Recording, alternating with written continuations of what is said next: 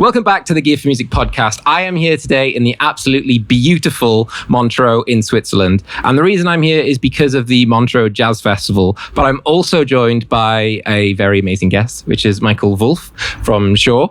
Michael, how are you? How's your weekend been so far here at the Montreux Jazz Fest? It has been wonderful so far. I usually arrive Wednesdays before the festival starts. So I'm already here for almost a week. Unbelievable. It's almost a week already again. Yeah. Gives you time to set up and everything. Time. And so the festival usually starts on a Friday and I arrive on a Wednesday. And I literally carry all our gear, make sure that everything arrives here at the festival, all our material. And then I have 2 days setting up everything, our office, and provide all our materials to the different venues and stages. Yeah, so where we are now, we're just in like a backstage area. So you might hear things moving around behind us. I mean, so you've been coming here for almost 20... It's not almost, it's over. Over 20 years? Yeah, my first year was 1997. Yeah, I was just here a couple of days to have a look around. And then onwards from 98 until today. So this is actually my 25th anniversary on-site support. Without Corona, it would have been 27. Yeah. But 25 years. Do you remember what your first Montreux festival was? Who was the main act that you were here for? Oh, that's a tough question.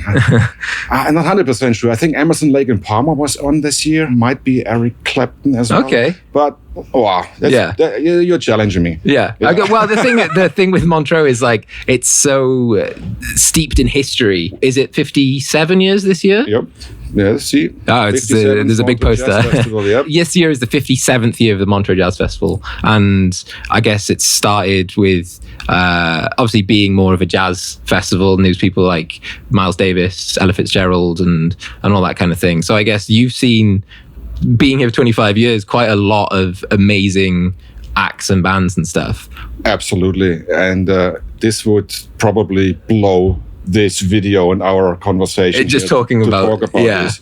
This place is history all the way back to the late 60s when it started as a jazz festival, as you said, but it's a music festival. Yeah, it's changed quite a lot since then. Absolutely. This is a variety of musical and music styles that you see here and bands. This is incredible. And the scenery is just beautiful as well. That's on top of it. Well, yeah, the most you can't see here. is what you see here in the office.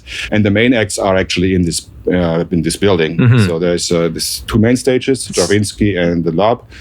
And that's the two concerts for selling tickets. All other events are free. Yeah, it's free. It's amazing. So you can come and there's a big kind of promenade and everyone can walk down. There's loads of bars and pubs and clubs and stuff. And yeah, it's just pretty amazing because this is the first time I've been. So I didn't realize how much of a festival that it was, because I was expecting it to be this kind of Stravinsky hall and that was kind of it and it's all inside, but everything that's going on out there is pretty amazing. There's karaoke and there's a techno bar, and yeah, it's just a cool festival to be around. It got a lot of vibe, I think, is the nice thing with it. And it's more and more DJs as well. You know, the little areas, for example, if you go outside of this building, 100 meters towards the city, there is a place called the Lake House.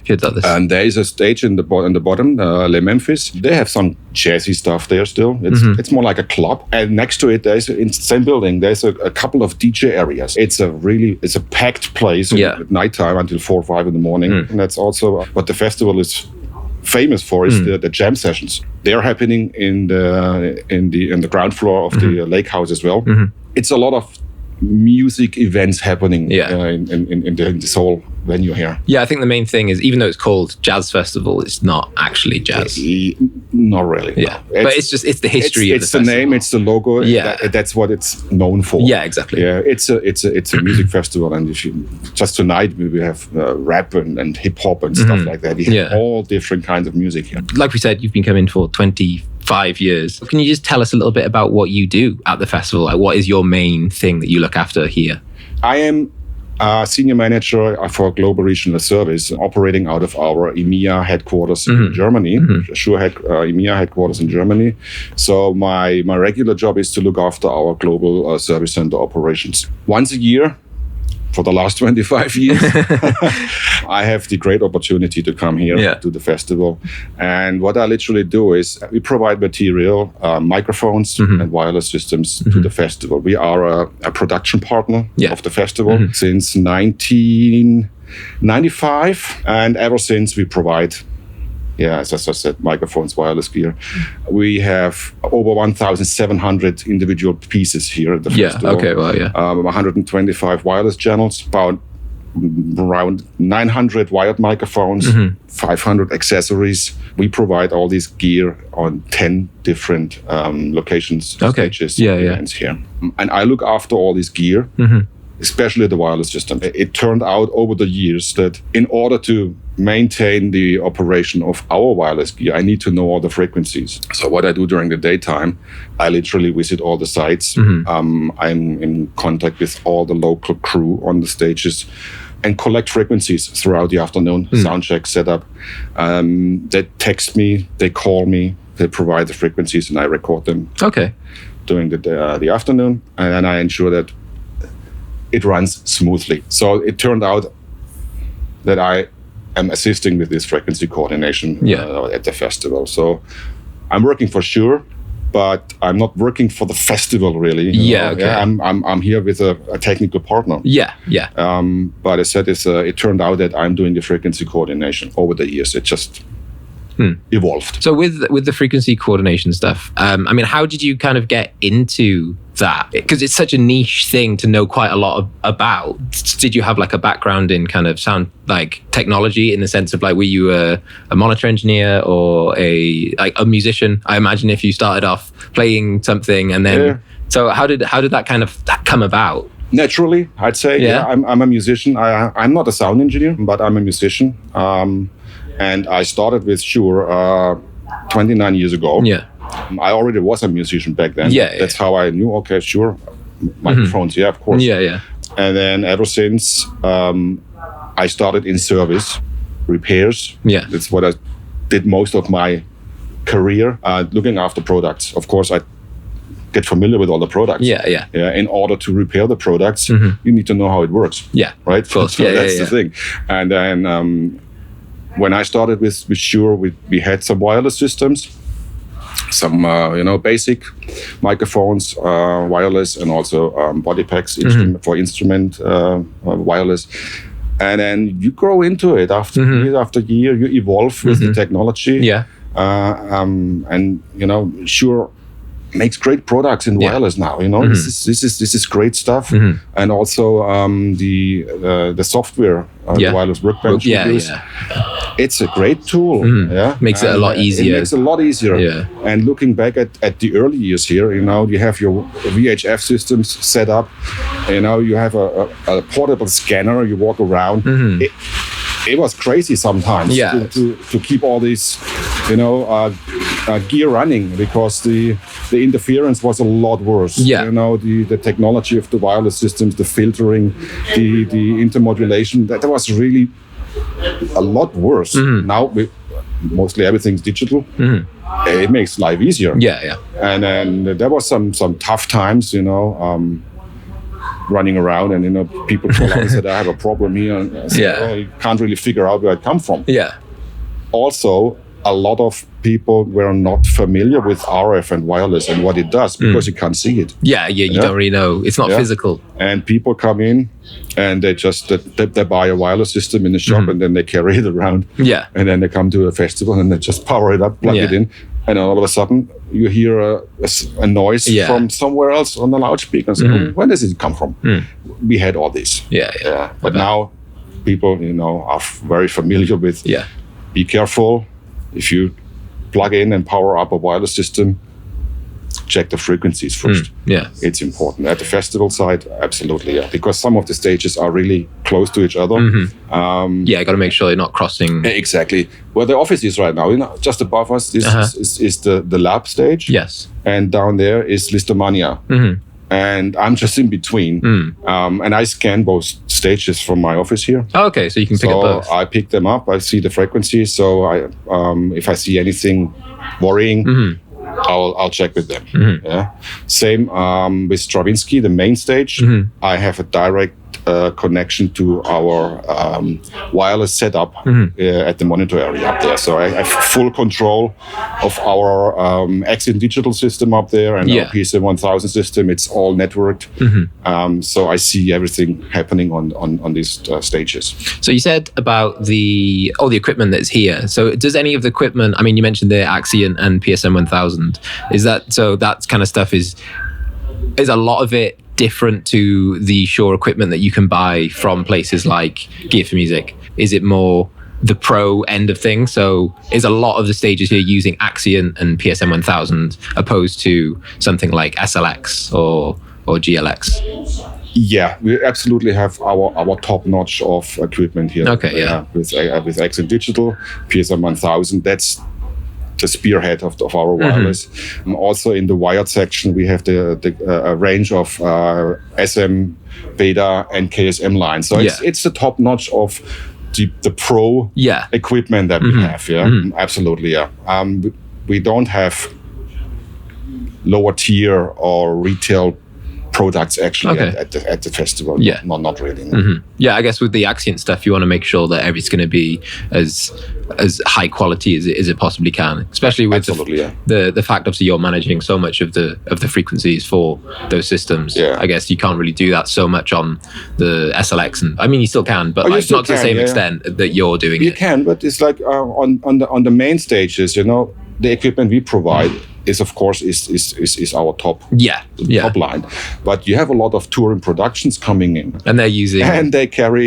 You will be surprised what they open the box and they see, okay, what's this? We had GLXD, especially on the outside stages. People carry GLXD for their guitars. The SLXD I've seen as well. ULXD, well, it's already higher tier, but we have seen a variety in the range of our products showing up. Yeah, absolutely. In my band, we had like our own in-ear monitoring like rack case, and in that we had like a really old PSM 700 system from like the early 2000s, and we'd like rock up to gigs with that and stuff. So yeah, I bet you've. Yeah, we had PSM 700 for many years at the festival. That was the top line of our in-ear. Honestly, we got them on eBay because they were like really cheap, because obviously they don't exist anymore. And they're great. They're amazing. So you're saying earlier about you got to make sure everything runs smoothly. What's a situation where things don't run smoothly? Like, what's an emergency problem for you where you're just like, oh, I need to fix this now, otherwise everything's going wrong? Yeah, the thing is, as I grew into this frequency coordination role, when it comes to an interference somewhere or a wireless system doesn't work, they call me, and then I try to figure out where it does come from. So the challenge is, if I don't know the frequency and somebody showed up, there's a typical is the broadcasters when they walk around with the cameras and they have a wireless setup on the cameras. That's probably one of the worst cases. Scenarios, which I had a couple. On the worst case, I can tell the story. I usually tell this story. It's one of my favorite bands is Toto, and they played here 2016, 15, 16, somewhere there. I was really excited to see the show. And usually I go to front of house or next to the monitor and watch the show. And I was at front of house and they started playing. And just during the first song, a phone rang. Was the monitor guy. Well, actually, the technician working on stage with the monitor guy. He called me up and said, we have a problem with our background singer vocal. What's that? Okay. Walked to the monitor, and he showed me the receiver, and it was full signal, but it was not the signal from the transmitter. It was something else. So it cut out. And so they already swapped it with the backup mic. And then I started investigating because it was a real strong signal. It must be somewhere on the stage, backstage, or in the audience. So I literally walked around during the show. Couldn't figure out what it is. Show was, at the end, it was a great show from what I heard. The little bit that you got. So the story is that at the end, I looked at the stage on the other side. There's stage left, there's the monitor. Stage right is usually guests and VIPs. And all of a sudden, I saw a camera team walking down from the stage right to the backstage area, packed with It's there. 3-4 transmitters, Okay. body packs. Yeah. I looked at them, and I just checked the frequencies. Yeah. Bingo. Yeah. One of it was 100% hit on the background vocals. So they were not there before. They just showed up, went on stage. Well, this is really a worst case scenario. Yeah. But it turned out that this crew traveled with Quincy Jones. Oh, okay. Which Quincy was a producer for quite some time, for the festival, co-producer. Yeah, a big part of the festival. Big part, and he was literally here every year for quite some time. And they traveled with him and made a documentary for Netflix. Oh, okay. And so this guy said, sorry, we didn't know, etc. The typical thing. So, and that was funny. So, and then that was also a time when I get to know the Quincy Jones corporation, the president, etc. So, but these guys, they didn't know what they're doing. Yeah. In regard of turning on and off. With the frequencies, And I said, well, it's pretty cool. Yeah, exactly. Okay. Fair enough. Things like this happen. Yeah. So, seeing as you have, I mean, I asked you kind of briefly at the start, but seeing as you have been here for 25 years, who is the one artist that's kind of stood out for you? Ooh. That you can, like, whenever you think back to these festivals, that's the first one that you think of. Like, that's a core memory that's locked. There is more than one, but the festival is also famous for its unique creations of events which only happen once in a lifetime here. A combination of musicians, especially. I'd say, if you think about what David Bowie I've seen in the early 2000s, was quite impressive. Prince had very remarkable shows here. I remember a year that he had 3 shows in a row. I mean, 3 days, 3 shows. Also, in one year, it was 2 shows one night. Also, said this is incredible. The Quincy Jones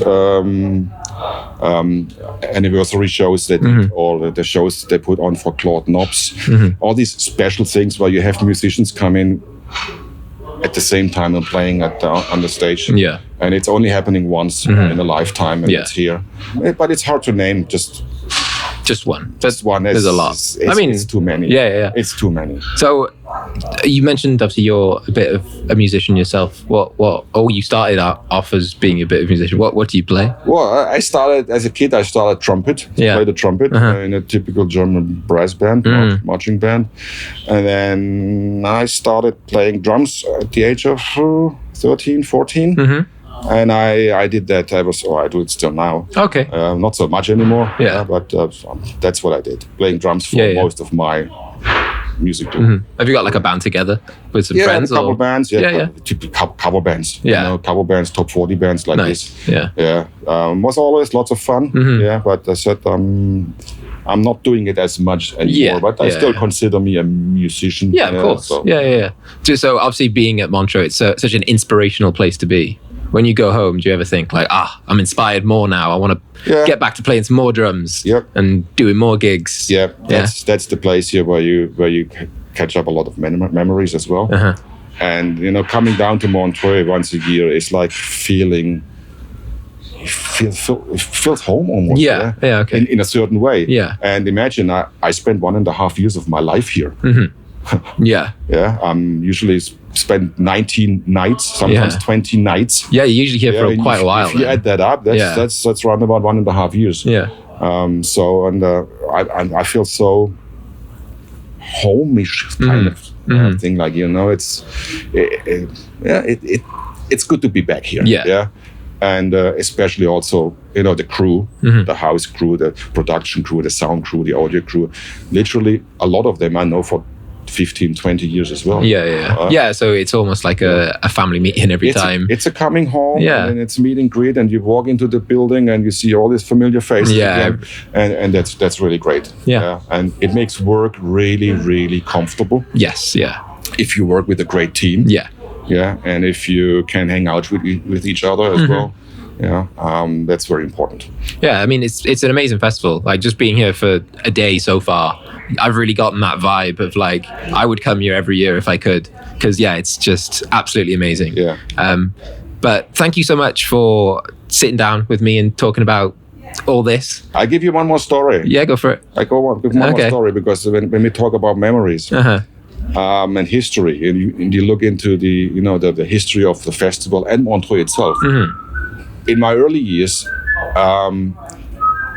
there's recording studios, or let's say recording trucks in the basement of the festival. They record the concerts. Yes, audio and video.